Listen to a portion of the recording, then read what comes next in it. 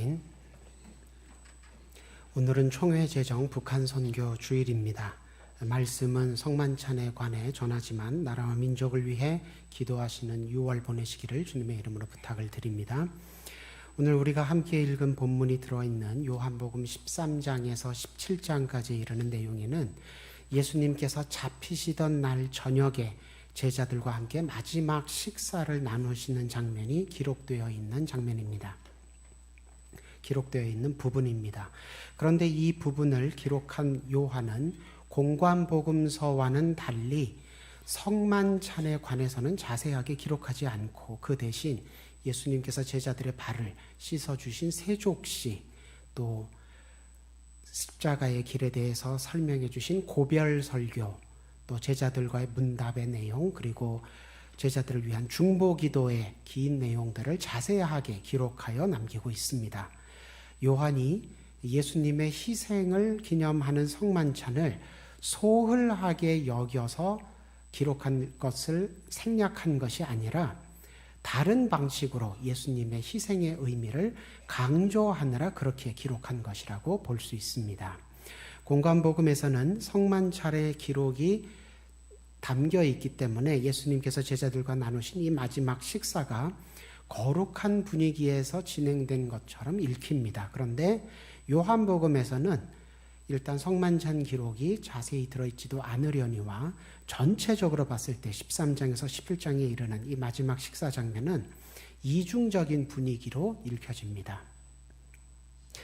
예수님의 제자들을 끝까지 사랑하셔서 자기를 낮추어 섬겨주시고 제자들 발까지 씻어주시고 또 자세히 앞으로 어떤 일이 벌어질지, 어떻게 신앙생활 해야 될지, 예수님은 어느 길을 가시게 될지 가르쳐 주시고 설교해 주시고 또 제자들을 위해 간절히 기도해 주시는 그런 모습을 예수님은 보여주고 계시는데 13장에서 17장 사이에 제자들이 보여주는 모습은 여전히 예수님의 말씀을 이해하지 못합니다. 그렇게 예수님의 말씀을 이해하지 못하니 예수님이 우리를 떠나신다니 어디로 가신다는 것이냐, 우리 중에 누가 예수님을 배신한다니 누가 예수님을 배신한다는 거냐, 자기들끼리 불안해하면서 서로에게 수근수근 물어보는 그런 모습을 보일 뿐입니다. 그렇게 예수님 말씀을 잘 받아들이지 못하고 믿음으로 잘 십자가의 길을 준비하지 못했으니 어떻게 됐겠습니까? 예수님께서 제일 중요한 사역, 십자가 사역을 감당하실 때는 정작 아무도 곁에서 예수님을 도와드리지 못하고 다 뿔뿔이 흩어져 도망치는 모습을 보일 뿐입니다. 특히 오늘 본문에서는 가룟 유다가 예수님을 배신하는 모습까지 보이고 있습니다. 그래서 예수님께서 마지막 식사 장면 때 보여주시는 모습과 제자들이 그 예수님 앞에서 보여드리는 모습이 강렬하게 대비가 되고 있습니다. 좀 서글픈 장면이라고 할 수 있습니다. 예수님은 사랑을 끝까지 베푸시며 가르쳐 주시고 기도해 주시는데 제자들은 이미 마음이 다른 데 가 있습니다. 콩밭에 가 있습니다.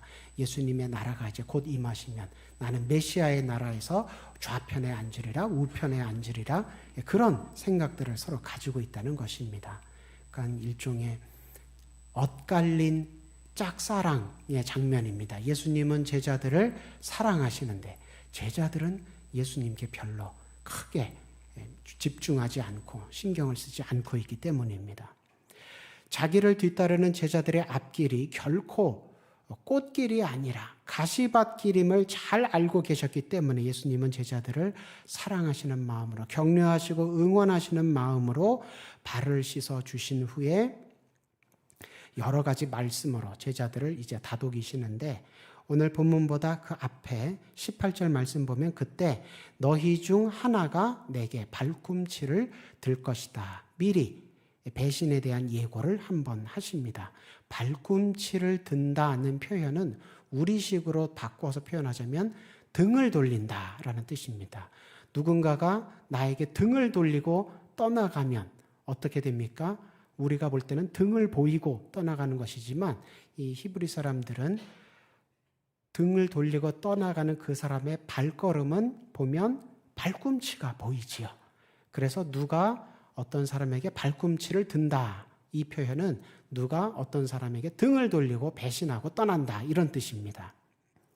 그렇게 먼저 한번 배신에 대한 예고를 하신 후에 오늘 본문 21절 보니까 심령이 괴로워 다시 말씀을 하십니다.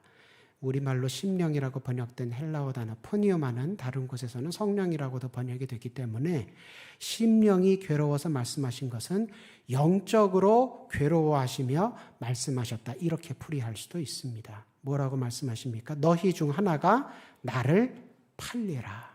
더 분명하고 직설적으로 배신에 대하여 재차 예고하신 것입니다.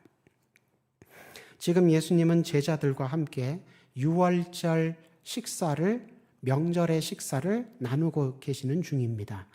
유월절 식사, 양고기가 제일 중요한 메뉴인데 없습니다. 떡과 포도주뿐입니다.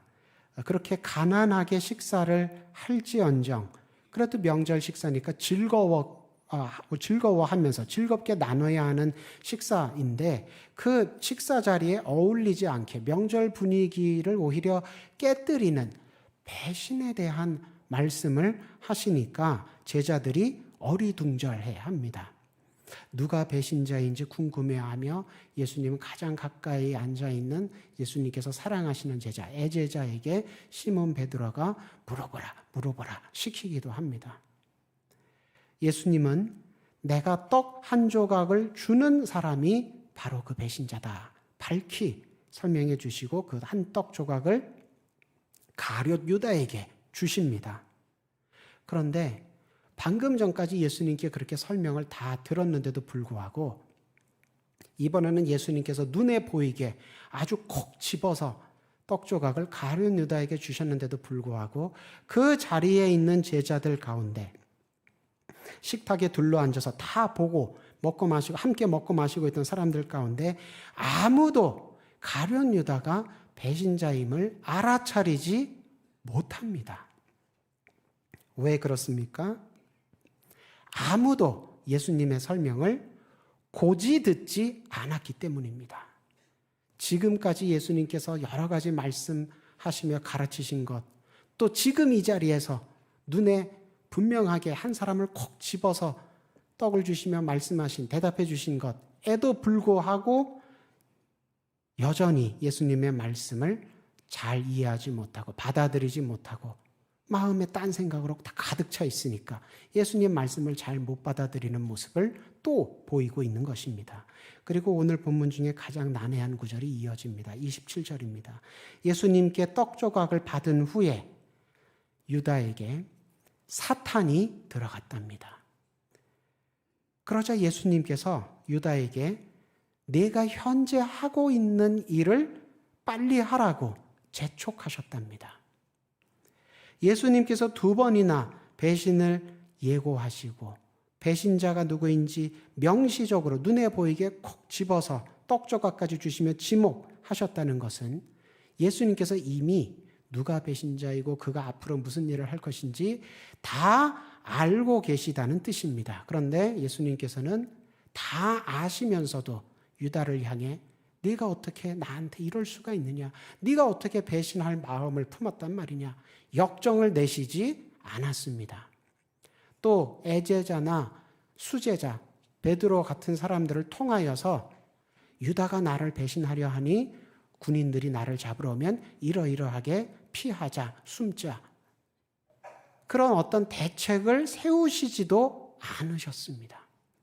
다 알고 계셨지만 역정도 안 내시고 대책도 안 내시고 오히려 가룟 유다에게 속히 하라고 재촉을 하셨답니다.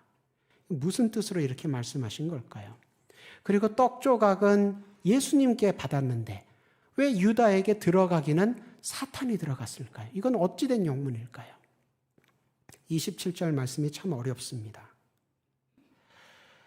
12제자 공동체는 초대교회의 모체입니다.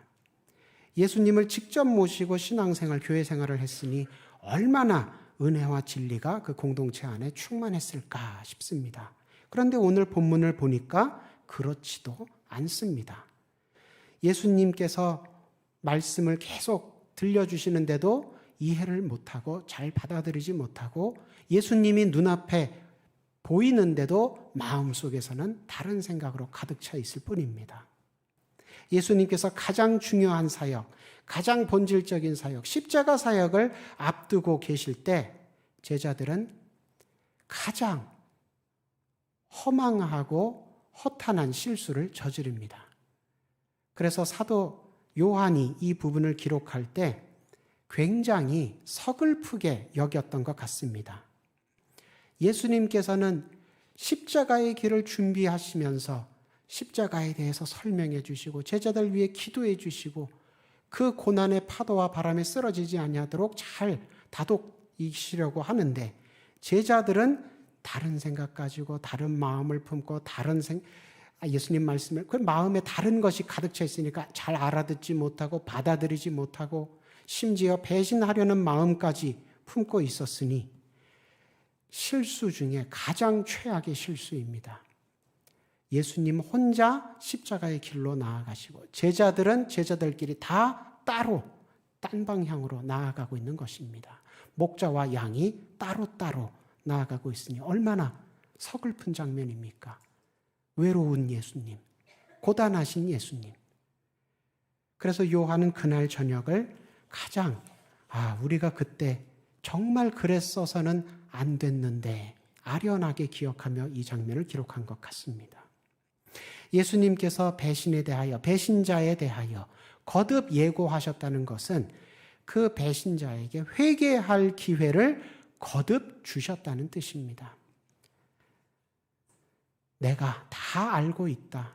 유다야, 네가 뭘 원하는지, 뭐가 불만인지, 네가 메시아인 나에게 뭘 기대하고 있는지 내가 다 알고 있다. 하지만 내가 앞으로 나아가야 할 길은 세상 사람들이 메시아에 대해 꿈꾸며 가지고 있는 것과 다르다. 세상 사람들은 메시아가 오시면 이렇게 되리라 저렇게 되리라 다윗의 나라가 일어서고 로마 제국은 쫓겨나리라 자기들 입맛에 맞는 대로 꿈꾸고 있지만 내가 갈 십자가의 길은 그렇지 않다. 정말 하늘과 땅 차이다. 천지 차이가 나는 길을 나는 가려고 한다. 그러니 유다야, 세상 편에 서서 세상 사람들이 꿈꾸는 대로 세상 사람들이 바라는 대로 나를 바라보며 신앙생활 하지 말고 나를 쫓아오려고 하지 말고 그러다 길이 맞지 않으니까 불평하고 배신하려고 하지 말고 네가 돌이켜서 내 편에 서라.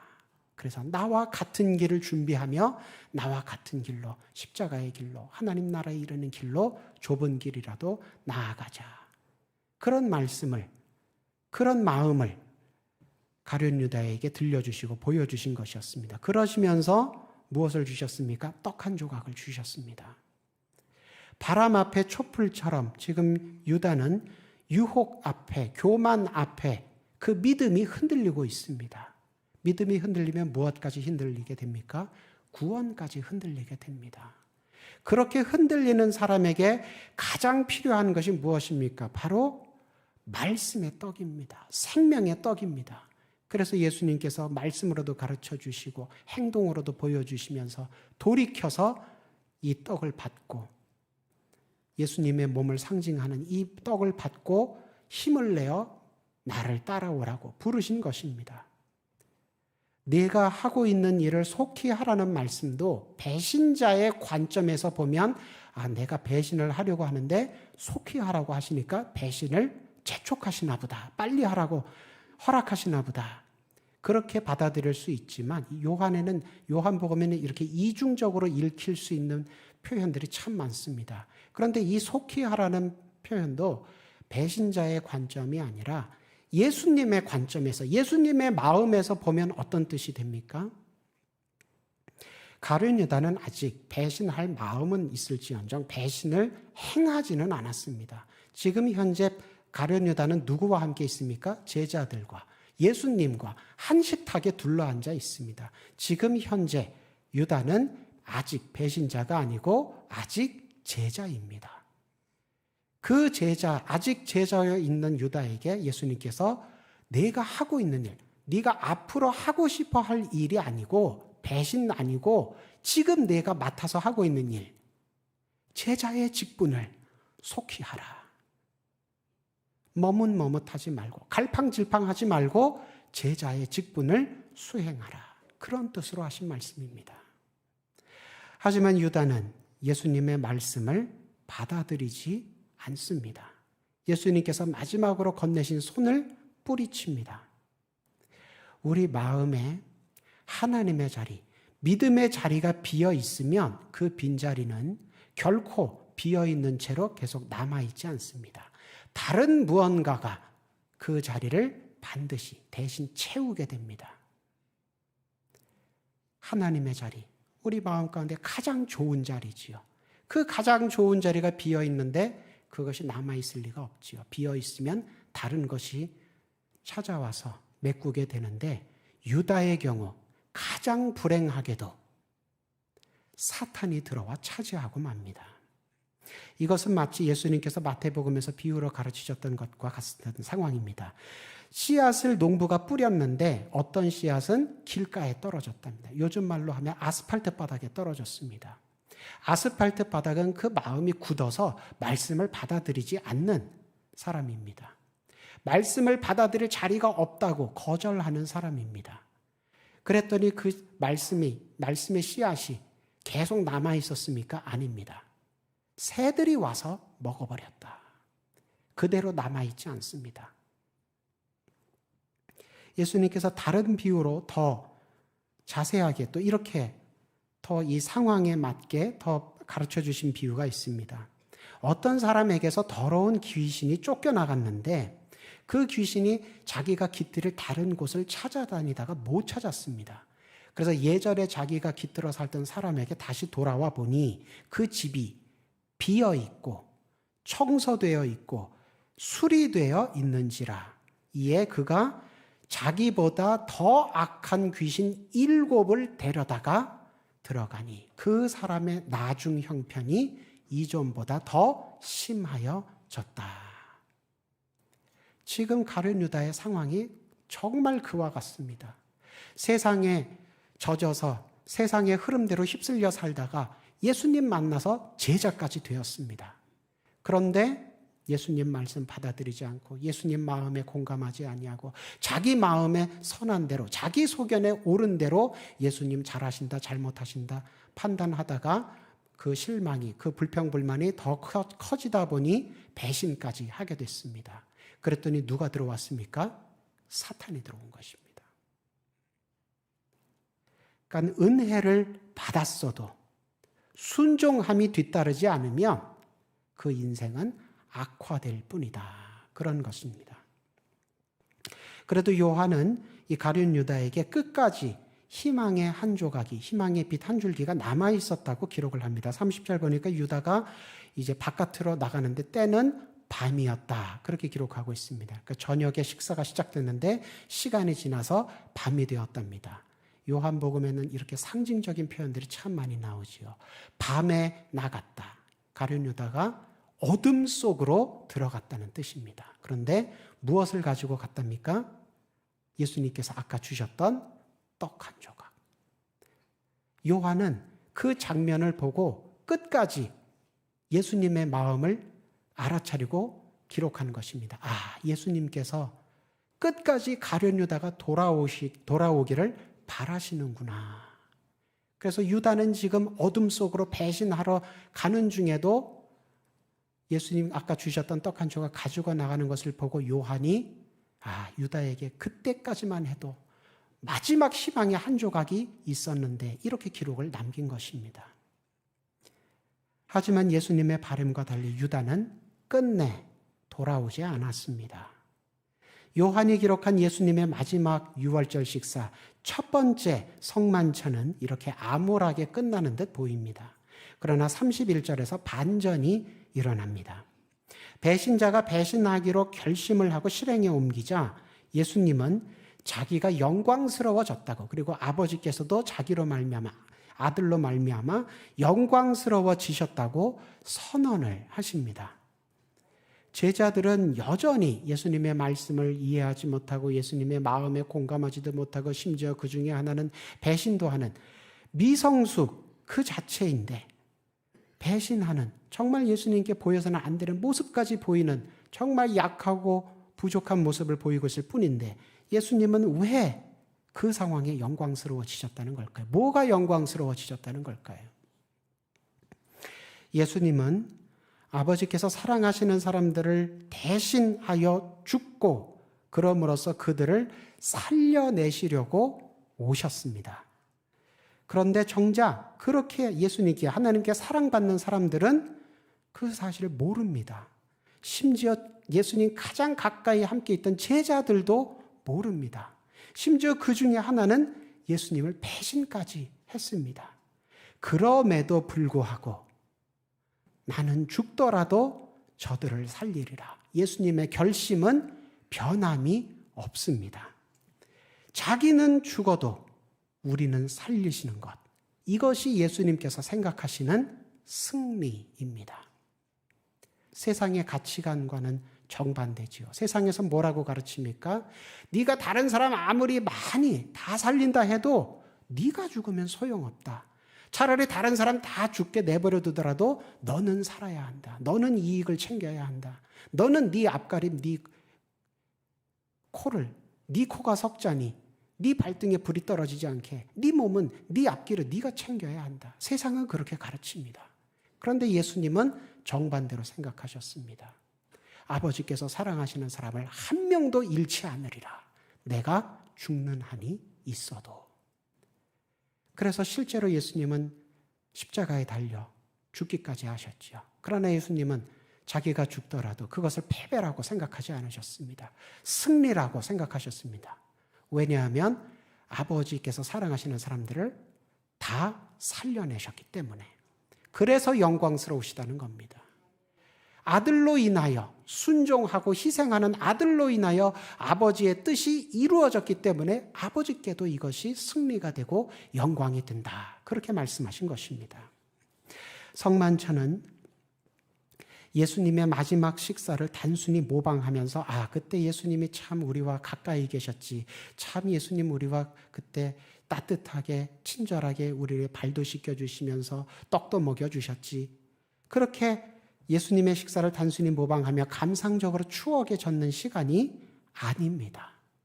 또 어떤 분들은 성만찬을 오해하기를 성찬의 떡과 포도주를 마시면 그러면 무슨 신통력이 있는 묘약을 섭취하는 것과 같아서 나한테도 어떤 영험한 효과가 나타나리라. 신비주의적인 어떤 비법처럼 오해하시는데 그렇지 않습니다.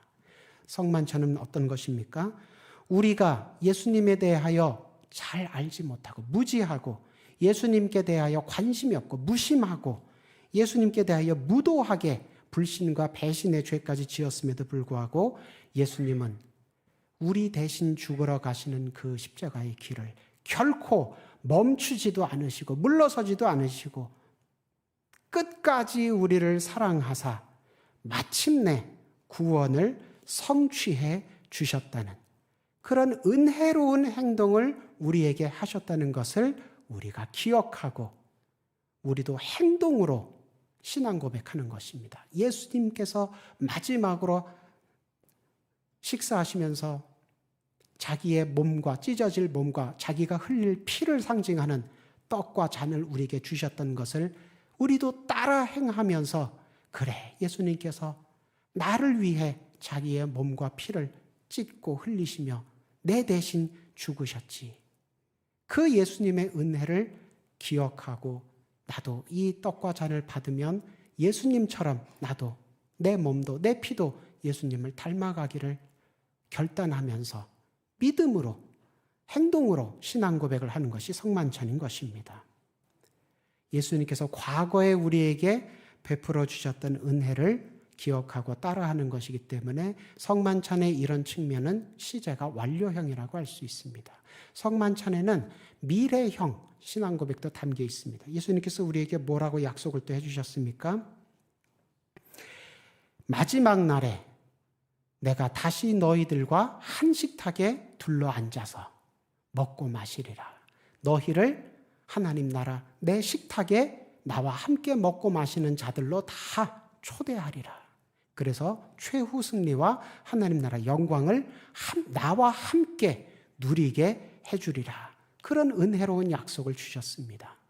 그래서 지금 우리가 떡과 잔을 나누는 것은 이렇게 마지막 날에 최후 심판 때 우리에게 최후 승리 주실 것을 바라보면서 행동으로 신앙 고백을 하는 것입니다. 지금 떡과 잔을 나누는 것처럼 장차 예수님 식탁에서 떡과 잔을 나누게 되리라. 그래서 미래형 신앙 고백이라고 할 수 있는 것입니다. 성만찬을 통해서 우리를 위해 찢기신 그리스도의 몸, 우리를 위해 흘리신 그리스도의 피를 받을 때에 얼마나 큰 은혜를 우리가 받았는지 기억하시고 잠시 믿음이 흔들렸다 할지라도 그 믿음의 중심을 잡게 되는 저와 여러분 되시길 소망합니다. 또 잠깐의 고난 때문에 우리가 얼마나 큰 은혜를 받았는지, 예수님 나를 위해 사랑하시고 죽으셨는지 그것을 망각하고 의심했어도 예수님을 향한, 하나님 나라를 향한 소망의 초점을 다시 맞추는 성만찬의 시간 되시기를 소망합니다. 은혜롭게 교회 생활을 한다는 것은, 은혜로운 교회 생활을 한다는 것은 아픔과 슬픔이 없는, 쓰러짐과 넘어짐이 없는 신앙생활을 한다는 뜻이 아닙니다. 고난과 실패가 있다 할지라도 우리가 아직 천국에서 사는 것이 아니기 때문에 사탄으로부터, 세상 사람들로부터, 죄인들로부터 우리가 고난과 실패의 그런 바람과 파도를 많이 받습니다. 그러나 그렇다 할지라도 예수님으로 인하여서 예수님의 영광과 승리에 참여하게 되는 것이 성도의 특권입니다. 예수님께서 우리를 그렇게 인도해 주시고 보호해 주고 계십니다. 그래서 교회생활, 신앙생활 하는 것이 은혜롭다는 것입니다. 12제자 공동체가 그 산증인입니다. 이 12 가운데 예수님 말씀 다 잘 알아듣고 예수님 마음에 꼭 들게 예수님 마음에 공감하면서 예수님 따라다녔던 사람이 누가 있습니까? 아무도 없습니다. 심지어 그 중에 한 명은 배신하고 다시 돌아오지도 않았습니다. 그런데 예수님께서 그들을 계속 사랑하시고 용서하시고 가르쳐 주시고 붙들어 주시고 일으켜 주시고 세워 주시고, 그래서 제자들이 제자들 된 것입니다. 그래서 그들이 초대교회의 큰 일꾼이 된 것입니다. 또 초대교회 제자들, 12제자들 뿐만이 아니라 수많은 순교자들이 있었습니다. 그리고 그 순교자들 덕분에 복음이 온 세상에 퍼지게 되었고, 또 중세시대 암흑기에는 종교개혁자들을 통하여서 하나님의 은혜, 하나님의 말씀 가운데 사는 길이 열렸고, 또 대륙을 건너 태평양을 건너 복음 없이 살던, 어둠 가운데 살던 우리에게까지 내한 선교사들이 찾아왔습니다. 그래서 지금 오늘날 우리도 예수님의 제자들처럼 예수님으로 인하여서 예수님의 영광과 승리에 참여하는 신앙생활, 교회 생활을 하고 있게 된 것입니다. 혹시 여러분 가운데 위기 가운데 쓰러질 것 같고 넘어질 것 같아서 두렵고 불안해하는 마음을 갖고 계신 분이 계시는지요? 혹은 이미 실패를 한번 크게 겪어서 아픔과 슬픔을 끌어안고 고개를 떨구고 힘들게 살아가는 분이 계시는지요? 이 시간 예수님께서 나에게 가까이 나오라, 나에게 가까이 나오라 부르실 때 그 주님 음성에 힘입어 주님 앞에 가까이 나아가시기를 소망합니다. 우리를 위해 찢기신 그리스도의 몸, 우리를 위해 흘리신 그리스도의 피, 그 큰 그리스도의 은혜를 믿음으로 받아들이면, 그러면 주님으로부터 멀어졌다 하더라도 우리의 지, 정, 의, 영, 육, 혼 모든 것이 온전하게 제자들 때처럼 지금도 온전하게 치유되고 회복될 줄로 믿습니다. 예배와 성찬을 통해서 예수님께로부터 내 믿음대로 될지어다, 복된 응답을 꼭 받으시는 저와 여러분 다 되시길 주님의 이름으로 축원합니다.